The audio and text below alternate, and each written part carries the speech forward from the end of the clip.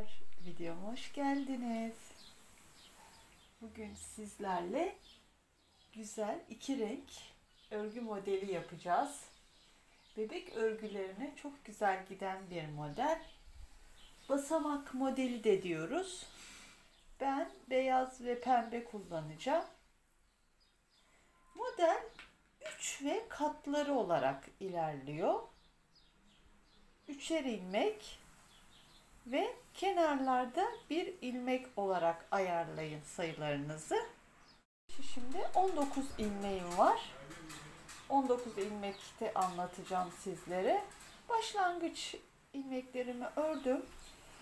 Modelimiz kaydırmalı bir model. O yüzden başlangıçtaki sayılarımıza dikkat ediyoruz. Ondan sonra zaten şaşırma olmaz ama başlangıçlarımız çok önemli. Size belirli bir yere gelene kadar anlatmaya çalışacağım. Sayılara dikkat ederseniz şaşırmazsınız zaten. Ana rengim beyaz.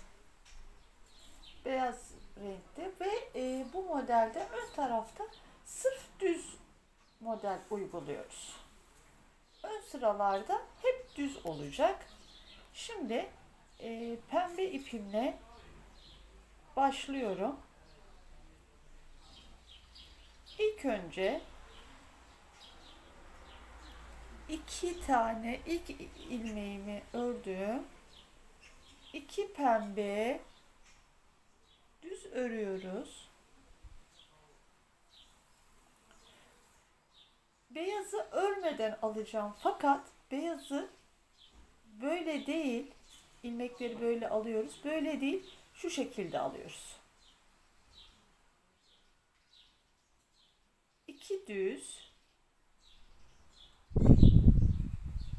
1 beyaz. Örgümüzün ön sırasında 2 pembe örüyoruz. Beyazı da bu şekilde alıyoruz. İlk sıramız bu şekilde ilerliyor.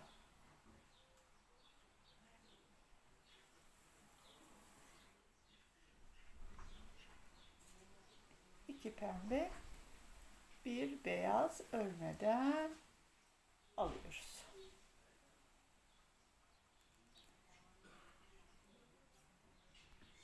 İkinci sırası ve arkadayım.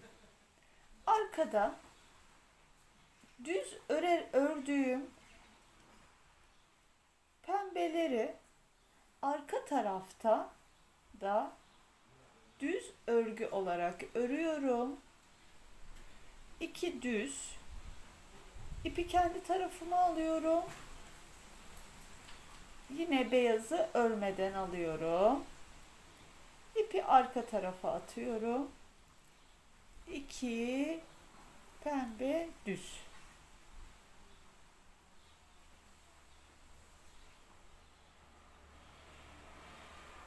Bu model hep düz. Sadece tersleri alırken ipim kendi tarafta ters örgü gibi örmeden beyazını alıyoruz.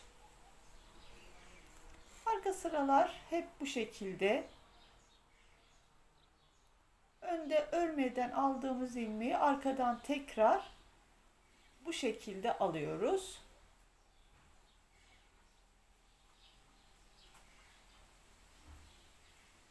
İkinci sıramızı da bu şekilde bitiriyoruz.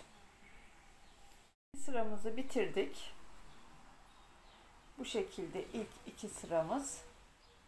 Şimdi örgüde üçüncü sıraya geçtik.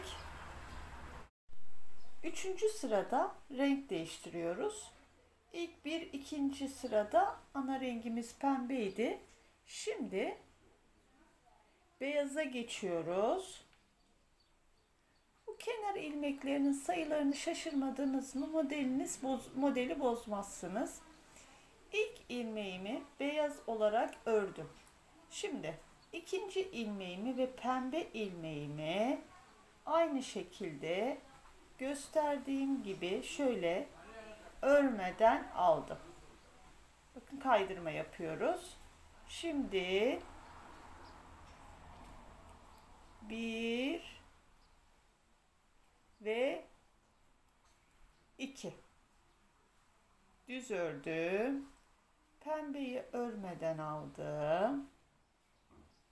Tekrar 1 2 tekrar pembeyi bu şekilde alıyorum ama. Üçüncü sıramızda da ana rengimiz beyaz oluyor. Pembeleri örmeden alıyorum. Ve kaydırmamı yapmış oldum. Örgümün 4. sırasındayım. 4. sırasında da aynı şekilde yine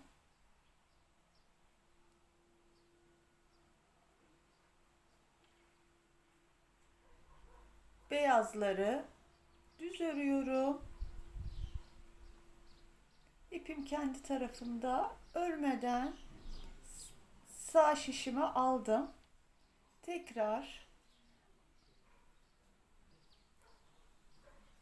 2 düz pembeyi örmeden alıyoruz.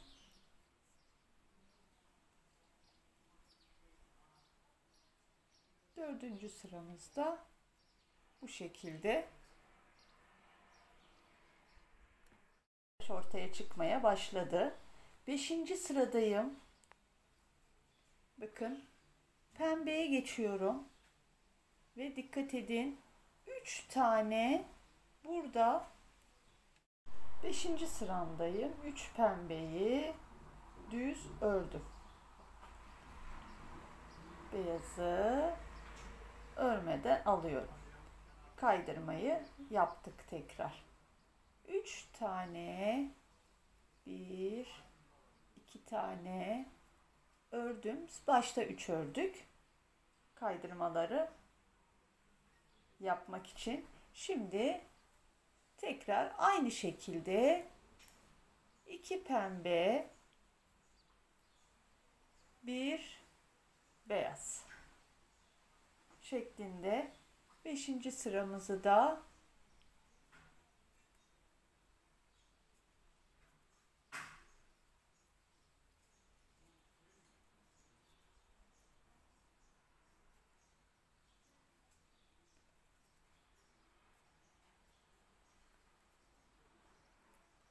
sonunda bir ilmek kaldı. 5. sıramızda bitirdik.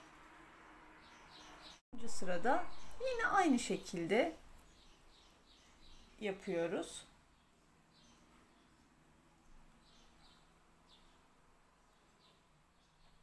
Beyaz ipimi örmeden pembelerimi düz örüyorum.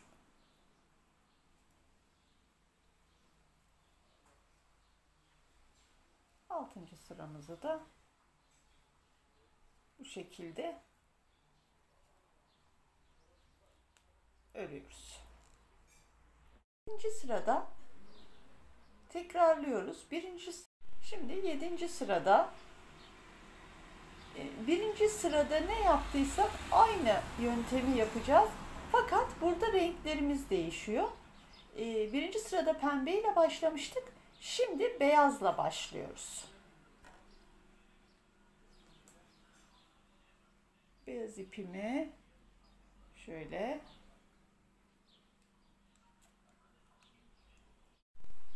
yedinci sıramızda beyaz ipliğimize geçtik. Burada da 2 tane beyaz, 1 tane pembe.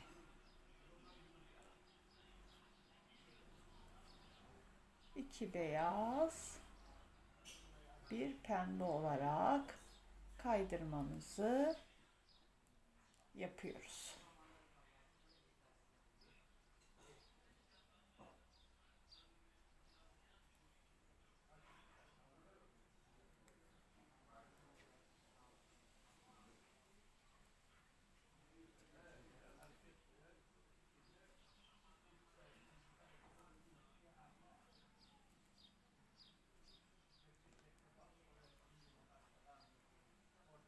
Şimdi arka sıraya geçiyoruz.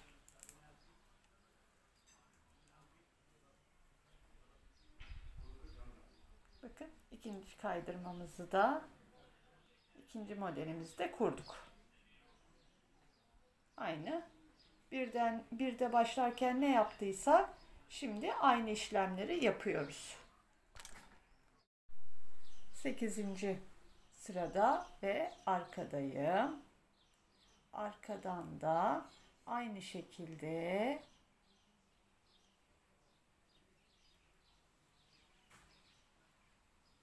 bu sefer pembeleri örmeden aldım. Beyazları düz ördüm.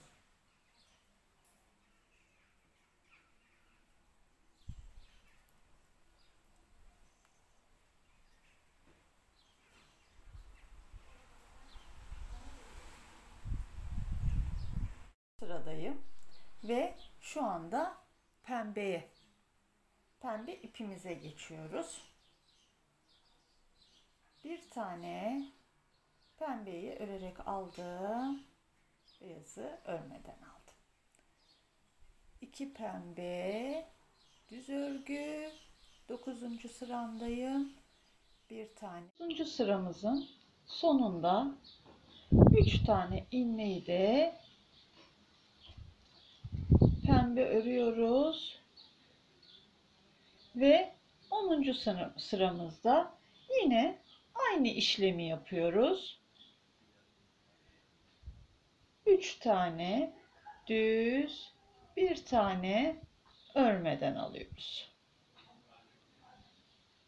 Yani bu örgüde bizim için önemli olan başlangıç ilmeklerimiz. Onlara dikkat ettiniz mi? Bir yere not da alabilirsiniz. Başlangıç ilmeklerimizi yaptık mı modelimizi kaydırmamızı kesinlikle şaşırmayız. 11. sıraya geldik. Modelimiz artık ortaya çıktı. Şimdi 5. sırayı hatırlarsanız 5 tane pembe ile başlamıştık. Şimdi burayı da 3 tane beyazla başlıyoruz. 2 3 beyaz ve başlangıcımız 3 beyazla. Şimdi tekrar 2 düz bir örmeden almaya geçiyoruz. 2 düz örgü.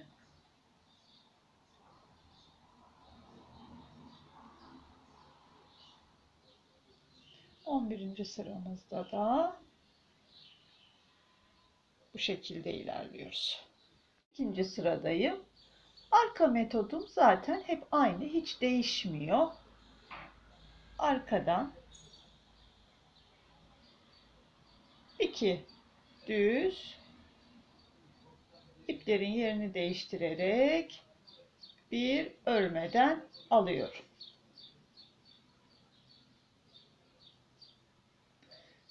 12. sıramı da bu şekilde bitiriyorum. 12 sırada modelimizi kurduk. Şimdi tekrar 13 sırayı tekrar edeceğiz. Baştan başlayarak. Baştan nasıl başladıysak 13. sırayı aynı şekilde başlıyoruz. İlk sırada ne yapmıştık? 13. sıramızda da onu yapıyoruz. 2 tane pembe ve bir tane beyaz olarak tekrar modelimize ilk baştan başlıyoruz. Ben de şaşırıyorum bazen, şu alışlarımızı şaşırmayalım. Bu şekilde çok güzel duran, bakın şöyle bir parçada da başlamıştım.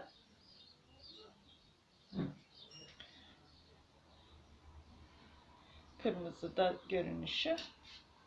Bu da şimdi başladığım örnek.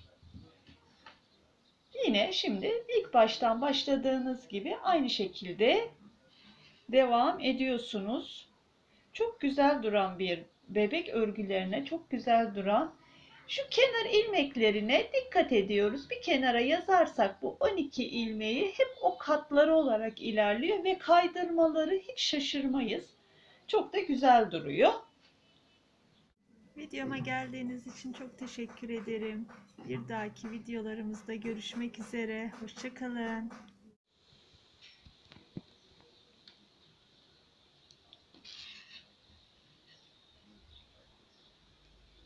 Basamaklar.